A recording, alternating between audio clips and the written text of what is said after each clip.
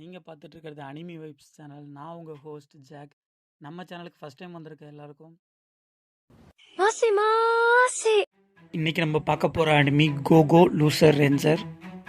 நீங்கள் 90s கிட்ஸாக இருந்தால் கண்டிப்பாக பவர் ரேஞ்சர்ஸ் பார்த்துருப்பீங்க.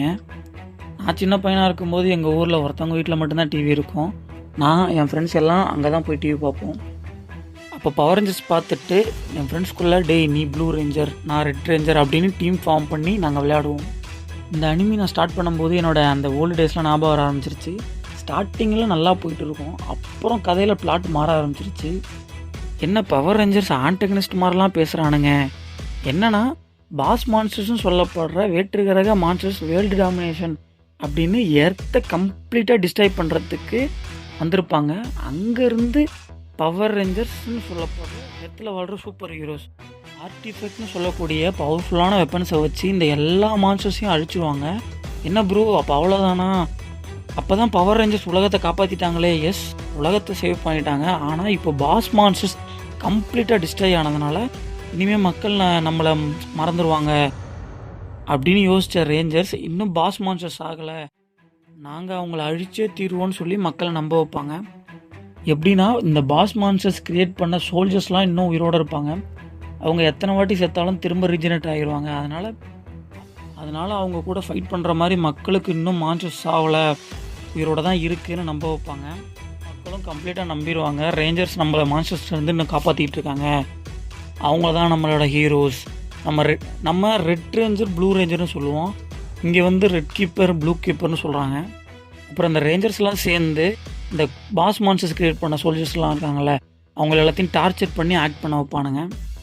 மக்கள் அப்போ தான் இன்னும் பாஸ் மான்ஸ்டர்ஸ் ஆகலை அப்படின்னு நம்புவாங்கன்னு சொல்லிட்டு இந்த இதெல்லாம் பண்ணுவானுங்க. இந்த டார்ச்சர்லாம் பார்த்து டென்ஷனான ஒரே ஒரு மான்ஸ்டர் ஃபைட்டர் டின்னு சொல்லக்கூடிய மான்ஸ்டர் மட்டும் அந்த இடத்த விட்டு தப்பிச்சிடும்.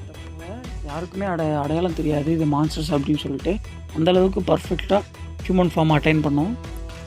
இப்படி இந்த ஃபைட்டர் டீன்ற அந்த மான்ஸ்டர்ஸ் வந்து இந்த ரெட் கீப்பர் ப்ளூ கீப்பர், அதாவது இந்த ரேஞ்சர்ஸ் இருக்காங்க இல்லையா, அவங்களோட கீழே அசிஸ்டன்ஸ்லாம் இருப்பாங்க.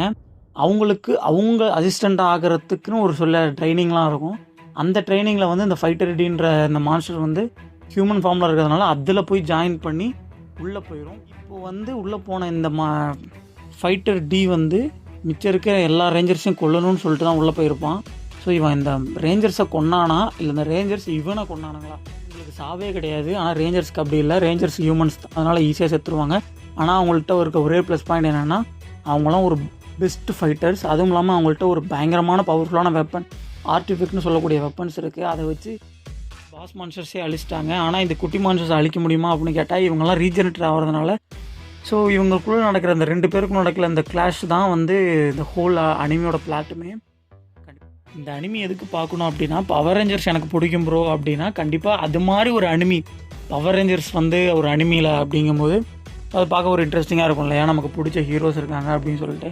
பட் இந்த அனிமியோட பிளாட் டிஃப்ரெண்ட் தான். பட் இருந்தாலும் இந்த அனிமி வந்து ரேஞ்சர்ஸ் பிடிக்கும், பவர் ரேஞ்சர்ஸ் பிடிக்கும் அப்படின்னா கண்டிப்பாக இந்த அனிமியை கன்சிடர் பண்ணுங்கள், நல்லாயிருக்கும். நம்ம சேனலில் மோஸ்ட் அண்டர்ரேட்டட் அனிமியை தான் பேசிக்கிட்டு இருக்கோம். அடுத்த என்ன அனிமி வேணும் அப்படின்னு சொல்லி கீழே கமெண்ட் பண்ணுங்கள், லைக் பண்ணுங்கள், ஷேர் பண்ணுங்கள். பாய் கைஸ்.君の虜になって